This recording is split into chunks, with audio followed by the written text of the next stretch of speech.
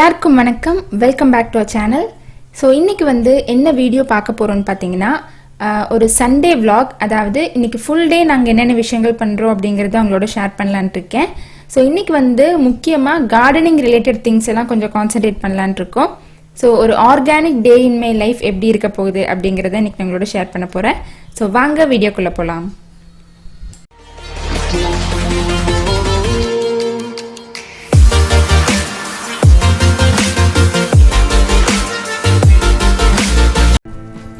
இன்னைக்கு ஃபர்ஸ்ட் நம்ம என்ன பண்ண போறோம்னு பார்த்தீங்கன்னா சேனக்கிழங்கு ஹார்வெஸ்ட் பண்ண போறோம். இந்த சேனக்கிழங்கு எப்படி இருக்கும், அது எப்படி வளரும் அப்படிங்கிறதுல என்னோட ப்ரீவியஸ் கார்டனிங் வீடியோஸில் பார்த்துருப்பீங்க. பார்க்காதவங்களுக்கு அந்த லிங்க் நான் டிஸ்கிரிப்ஷனில் கொடுக்குறேன், செக் பண்ணி பாருங்க. ஸோ நம்ம வீட்டில் பார்த்தீங்கன்னா ஒரு 7-8 சேனக்கிழங்கு செடி இருந்துச்சு. அது எல்லாமே இப்போ அறுவடை பண்ணுறதுக்கு ரெடியாக இருக்கு. இந்த செடி பார்த்தீங்கன்னா கொஞ்ச நாள் கழிச்சு அதுவே பழுத்து வாடி போகும். இங்கே பார்த்தீங்கன்னா உங்களுக்கே தெரியும், இந்த சேனக்கிழங்கு செடி இந்த மாதிரி நல்லா பழுத்து வாடிச்சுன்னா அதோட அடியில் கிழங்கு நம்ம தோண்டி எடுக்கிறதுக்கு தயாராக இருக்குன்ட்டு அர்த்தம். ஒவ்வொரு செடியும் பார்த்தீங்கன்னா ஒவ்வொரு மாதிரி இருக்கும். சில செடி 1 இயரில் ரெடி ஆயிரும், சில செடி பார்த்தீங்கன்னா 1.5 வருஷம் இல்லை 2 வருஷம் கூட ஆகும். ஸோ எவ்வளோ தூரம் செடி பெருசாக இருக்கோ அவ்வளோ பெரிய சேனக்கிழங்கு நமக்கு அடியிலேருந்து கிடைக்கும். ஸோ அது செடிகளை பொறுத்து தான் அந்த கிழங்கோட சைஸும் இருக்கும். ஸோ இங்கே பார்த்தீங்கன்னா இதோட செடி பாருங்க எப்படி சாஞ்சிட்டு நல்லா காஞ்சு போய் கிடக்கு. ஸோ இந்த மாதிரி இருக்கும்போது அது கடியில் கிழங்கு நமக்கு ரெடியாக இருக்குன்ட்டு அர்த்தம். ஸோ ஆல்ரெடி பார்த்தீங்கன்னா நாங்கள் ஒரு 2 கிழங்கு ஹார்வெஸ்ட் பண்ணி எடுத்துட்டு இங்கே நெய்பர்ஸ் எல்லாத்துக்குமே கொடுத்தோம். இப்போ நம்ம இன்னொரு கிழங்கு ஹார்வெஸ்ட் பண்ண போகிறோம். ஸோ இந்த இடத்துல தான் நம்ம இன்னைக்கு தோண்ட போகிறோம். இதை தோண்டும் போது ரொம்ப நம்ம கேர்ஃபுல்லாக தோண்டணும். ஸோ அம்மாவுக்கு ஆல்ரெடி நல்ல எக்ஸ்பீரியன்ஸ் இருக்குது இந்த மாதிரி கார்டனிங் விஷயத்தில். ஸோ அம்மா தான் இன்னைக்கு இதை தோண்டி எடுக்க போகிறாங்க. ரொம்ப ஆழமாலாம் இருக்காது, மேலோட்டமாக தான் இருக்கும். பட் அதனால தான் நம்ம ரொம்பவே கேர்ஃபுல்லாக இருக்கணும்னு சொல்கிறது. ஏன்னா நம்ம தோண்டும் போது கிழங்கு மேலே அடிபட்டுருச்சுன்னா அதுக்கப்புறம் அது சீக்கிரமாக வாடிடும். ஸோ கிழங்குல எந்த ஒரு அடியும் படாமல் அது ரொம்ப கேர்ஃபுல்லாக பக்குவமாக தோண்டி எடுக்கணும்.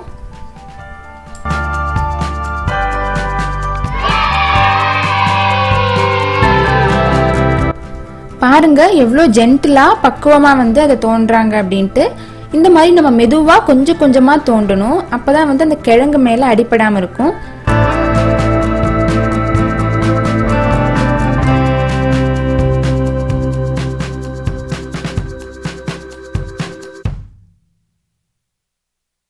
இப்ப பாருங்க சேனக்கிழங்கு தெரிய ஆரம்பிச்சிருச்சு. இனி ரொம்ப மெதுவா அதுல படாம மண்ணை மட்டும் அழகா நம்ம ஒதுக்கி விடணும். ஸோ பாருங்க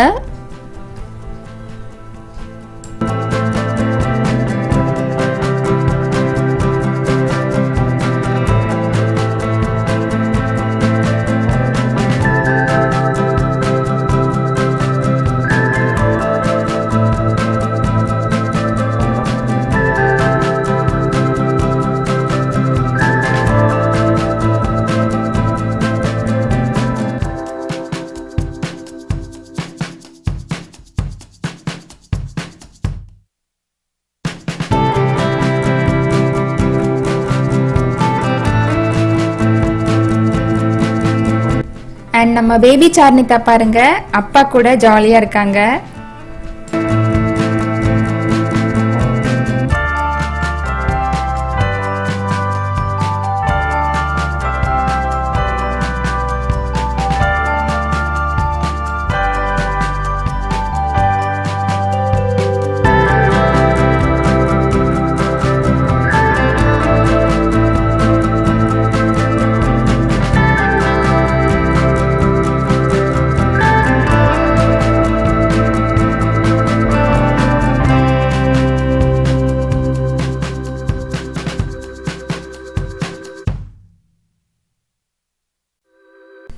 ஸோ இப்போ பாருங்க நல்லா தெரியுது அந்த சேனக்கிழங்கு. இதை அப்படியே அலுங்காமல் நம்ம வெளியே எடுக்கணும். பாருங்க எவ்வளோ பக்குவமாக எடுக்கிறாங்க அப்படின்ட்டு.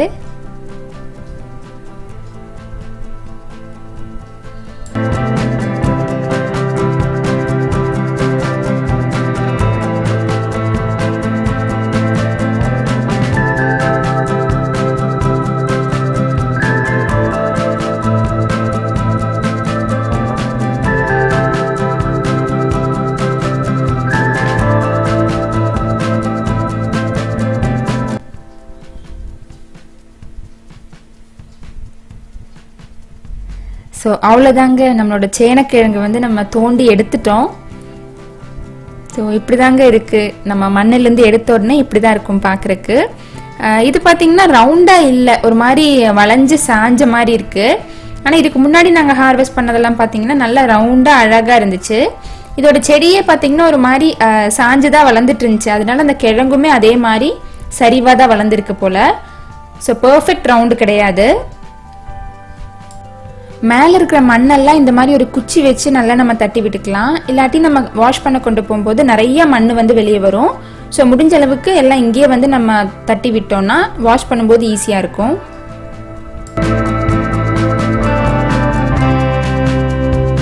ஸோ பாருங்கள், வீட்டிலையே நம்ம எந்த ஒரு கெமிக்கல்ஸும் ஆட் பண்ணாமல் நல்லா நேச்சுரலாக வளர்ந்த சேனக்கிழங்கு வந்து எப்படி இருக்குது அப்படின்ட்டு. ஸோ நமக்கு தேவையான காய்கறிகளை வந்து இந்த மாதிரி வீட்டிலையே வளர்த்தி ஹார்வெஸ்ட் பண்ணுறது வந்து எவ்வளோ சந்தோஷம் கொடுக்கும் இல்லைங்களா? ஸோ ரொம்ப ரொம்ப ஹாப்பியாக இருக்குது. ஸோ இங்கே பாருங்கள், இன்னும் கொஞ்சம் சேனக்கிழங்கு செடி இருந்துச்சு இல்லைங்களா? அதெல்லாம் உங்களுக்கு காட்டுறேன். இங்கே ஒரு டோம் மாதிரி இருக்குது பார்த்தீங்களா? இங்கே வந்து ஒரு செடி இருந்துச்சு, அதுவும் நல்லா காஞ்சு இப்போ வந்து ரெடியாக இருக்குது. பட் எல்லாமே ஒரே டைமில் நம்ம ஹார்வெஸ்ட் பண்ணோன்னா வேஸ்ட் ஆயிரும்.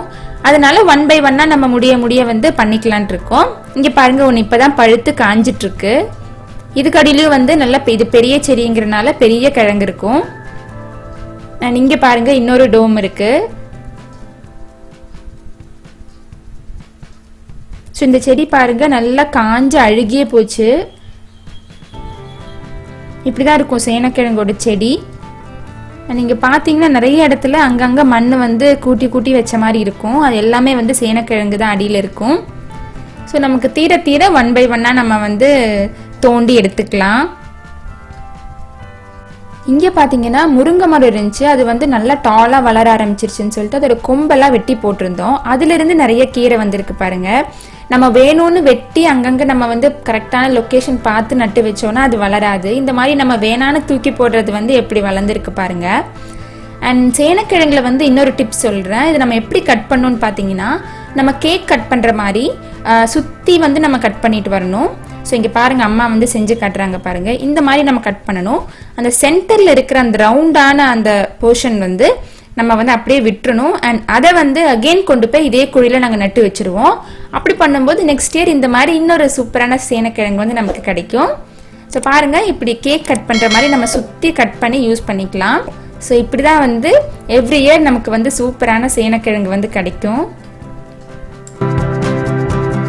இப்போ இந்த சேனக்கிழங்கை நல்லா வாஷ் பண்ணுறதுக்காக எடுத்துகிட்டு போகலாம்.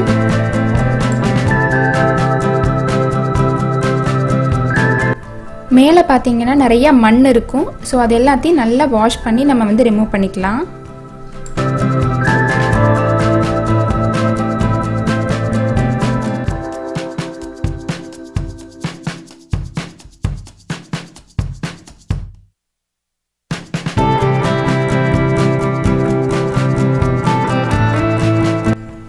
வாஷ் பண்ணக்கப்புறம் நம்மளோட சேனக்கிழங்கு வந்து இப்படி தான் இருக்குது பார்க்குறக்கு. கடையில் வாங்குறது பார்த்தீங்கன்னா நல்லா ரவுண்டாக மொழுன்னு இருக்கும். ஆனால் இது வந்து பார்க்குறக்கு அந்தளவுக்கு நல்லா இல்லைன்னா கூட டேஸ்ட் வைஸ் அட்டகாசமாக இருந்துச்சு. அண்ட் இதை விட சுத்தமான ஆரோக்கியமான உணவு வந்து எந்த கடையில் போனாலும் நமக்கு கிடைக்காது. இந்த செடி பார்த்தீங்கன்னா நம்மளோட ப்ரீவியஸ் வீடியோஸில் பார்த்துருப்பீங்க. ஆனால் அப்போ வந்து சின்னதாக இருந்துச்சு, பூ பூக்க ஆரம்பிக்கலை. ஆனால் இப்போ வந்து நல்லா பூ பூக்க ஆரம்பிச்சிருக்கு. நல்லா பிரைட் எல்லோ கலரில் சூப்பராக இருக்கும். சாமிக்கெல்லாம் கூட வைக்கலாம் இந்த பூ. ஆனால் இதில் வந்து என்ன பிரச்சனைன்னு பார்த்தீங்கன்னா, புழு வர ஆரம்பிக்குது. நிறையா இல்லை, ஆனால் 1-2 புழு வந்து அப்பப்போ வருது. இதை கண்ட்ரோல் பண்ணுறதுக்கு நாங்கள் வந்து எந்த ஒரு பூச்சி மருந்தோ இல்லை கெமிக்கல்ஸ் எதுவுமே வந்து நாங்கள் போடுறது கிடையாது. இங்கே பக்கத்தில் வந்து ஆடு மாடு கோழி இதெல்லாம் வந்து வளர்க்குறாங்க. அவங்க கிட்ட இருந்து அந்த சாணம் வாங்கிட்டு வந்து தான் போடுவோம். வேறு எந்த ஒரு கெமிக்கல்ஸும் நாங்கள் போடுறதில்ல. பட் இந்த பூச்சியை கண்ட்ரோல் பண்ணுறதுக்கு ஒரு விஷயம் நாங்கள் என்ன பண்ணுறோன்னு பார்த்தீங்கன்னா, இப்போ ஏதாவது ஒரு இலை இல்லாட்டி ஏதாவது ஒரு கொம்பில் வந்து அந்த பூச்சி இருக்குன்னா அந்த இடம் பார்த்தீங்கன்னா பெருசாக வளர்ந்துருக்காது, ஒரு ஃப்ரெஷ்ஷாக இருக்காது, ஒரு மாதிரி சுருண்டு நிற்கும் அந்த இலையெல்லாம். அந்த மாதிரி இருக்கும்போது அந்த இடத்துல நம்ம சர்ச் பண்ணோம்னா ஏதாச்சும் ஒரு இலையில வந்து அந்த பூச்சி இருக்கும். ஸோ அந்த இலையை அப்படியே கிள்ளி நாங்கள் தூக்கி போட்டுருவோம். ஸோ மற்ற இடத்துக்கு வந்து அது பரவாமல் இருக்கும். அதுக்காக இந்த ஒரு விஷயம் மட்டும்தான் நாங்கள் பண்ணுறோம். அண்ட் இப்போ வந்து ரீசெண்டாக ஒரு புழு வந்துச்சு, அதை வந்து நான் உங்களுக்கு காட்டுறேன் பாருங்கள் எப்படி இருக்குது அப்படின்ட்டு. இதுதாங்க அந்த புழு, எப்படி இருக்கு பாருங்க. அப்படியே இலையோட இலையா ஒட்டி இருக்கும். மோஸ்ட்லி அந்த இலைக்கு அடியில தான் இருக்கும் இந்த மாதிரி. ஸோ நமக்கு மேலேருந்து பார்த்தா தெரியாது. ஸோ ஐடென்டிஃபை பண்ணுறது ரொம்ப கஷ்டம், நல்லா உத்து கவனிச்சாதான் தெரியும். ஸோ இந்த மாதிரி நாங்கள் பார்த்தோன்னா இப்படி அந்த இலையோட கிள்ளி வந்து தூக்கி போட்டுருவோம். இதில் இன்னொரு ஹைலைட் என்னன்னா, இன்னொரு நாள் வந்து இதே டைப் ஆஃப் புழு வந்து வந்துச்சு. அது எப்படி இருக்குன்னு பாருங்க. இங்கே பாருங்க, இது வந்து அதே டைப் ஆஃப் புழு தான், பட் வந்து எல்லோ கலரில் இருக்கு. பார்க்குறக்கே நமக்கு வந்து ஒரு மாதிரி இருக்கு. குட்டி வால் மாதிரி எல்லாம் இருக்கு பாருங்க பின்னாடி.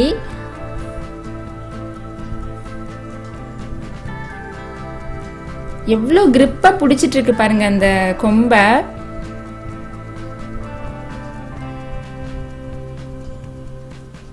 அண்ட் அதுக்கு மேல இருக்கிற அந்த டிசைன்ஸ் எல்லாம் பாருங்க, வேற லெவல்ல இருக்கு.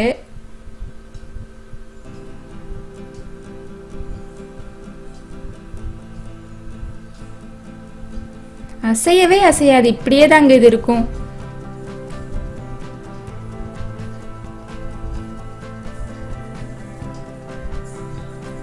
பாருங்க எப்படி இருக்குன்ட்டு, பார்க்குறக்கே நமக்கு வந்து ஒரு மாதிரி இருக்கு. இதை வந்து நம்ம தூக்கி போட்டுடலாம்.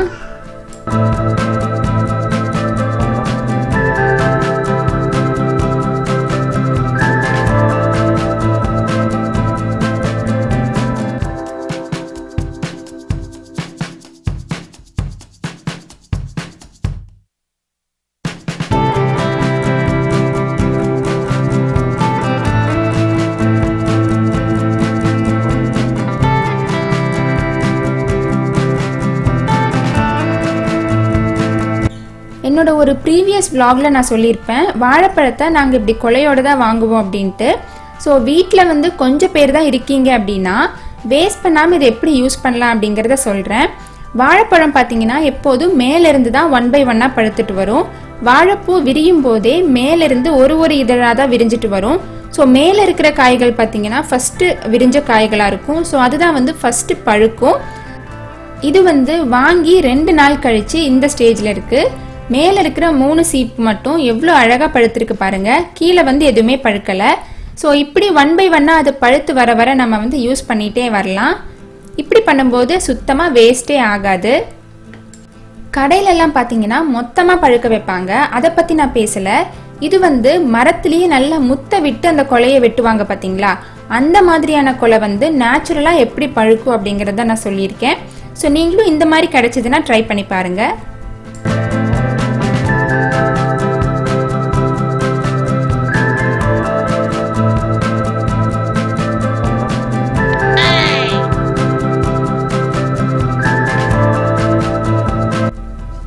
நேற்று வந்து தென்னை மரத்துலேருந்து தேங்காய் எல்லாம் போட்டோம், அதோடு சேர்த்து 2-3 இளநியும் போட சொல்லியிருந்தோம்.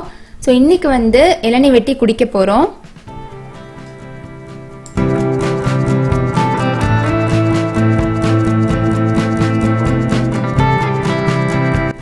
இது பாருங்க, தேங்காய் வந்து லைட்டாக திக்காயிருச்சு. இன்னும் கொஞ்சம் இலசாக இருந்துச்சுன்னா ரொம்பவே டேஸ்டியாக இருந்திருக்கும். இதுவும் டேஸ்ட் வந்து சூப்பராக இருந்துச்சு. அந்த தண்ணி வந்து ரொம்ப இனிப்பாக இருந்துச்சு.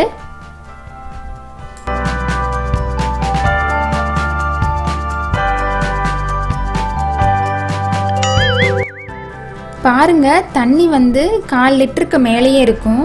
நல்ல இனிப்பா இருந்துச்சு.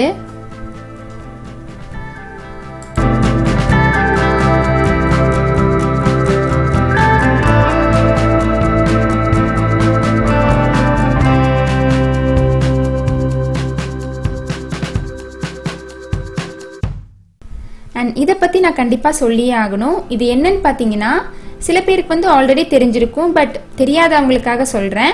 இது என்னன்னு பார்த்தீங்கன்னா, துவரம்பருப்பு, நம்ம சாம்பாருக்கு யூஸ் பண்ணுற அந்த துவரம்பருப்பு தான் இது. இது வந்து நம்ம செடியிலிருந்து பச்சையாக பறிக்கும்போது இப்படி தான் இருக்கும். இப்போ வந்து இங்கே வயலில் நிறைய பேர் இது போட்டிருக்காங்க, அவங்கக்கிட்ட இருந்தால் நாங்கள் வாங்கினோம். இப்போ வந்து ஷாப்ஸ்லையுமே இது கிடைக்குது. இது வந்து நல்ல ஃப்ரெஷ்ஷாக இருக்கும், நம்ம சமைக்கும்போது ரொம்ப ரொம்ப டேஸ்டியாக இருக்கும். ஸோ உங்கள் எல்லாரோடையும் காட்டலாம் அப்படின்னு தான் ஷேர் பண்ணேன்.